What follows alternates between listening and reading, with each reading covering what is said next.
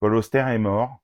Il y a des phrases qu'on voudrait ne jamais avoir à prononcer tant elles semblent irréelles, et pourtant il faut se rendre à l'évidence. Je voulais lui rendre hommage dans cette vidéo.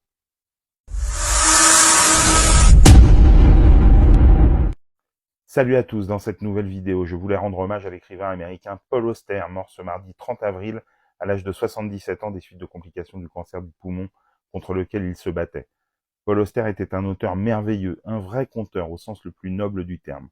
Romancier mais aussi poète, essayiste, critique et scénariste, la puissance de la narration dans l'œuvre de Paul Auster caractérise bien le souffle de son écriture, lui dont des thèmes aussi variés que la famille, la quête d'identité, le deuil ou la mémoire ont traversé les livres au fil d'une carrière au succès phénoménal, notamment aux États-Unis et en France, où tous ses ouvrages sont publiés aux éditions Actes Sud. C'est la ville de New York qui est aussi la plupart du temps au centre de ses récits, que ce soit dans la trilogie new-yorkaise dans laquelle sont rassemblés Cité de Verre, Revenant et La Chambre dérobée, ou dans Brooklyn Follies jusqu'à son ultime roman paru il y a quelques semaines, Baumgartner. Auster est aussi bien un auteur de l'intime pour mieux toucher à l'universel qu'un écrivain qui embrasse les destinées comme personne, la meilleure preuve étant son œuvre Somme, publiée en 2018, 4-3-2-1, un pavé de plus de 1000 pages dans lequel il explore 4 existences alternatives d'un seul et même personnage.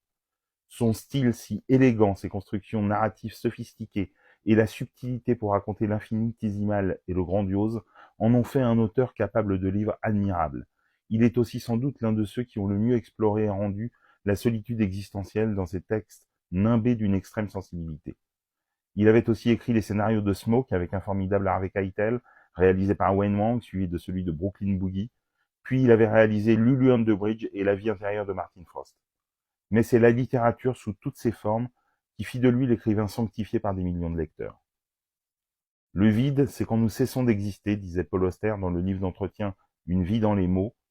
Le vide, ça va surtout être d'apprendre à vivre sans Paul Auster.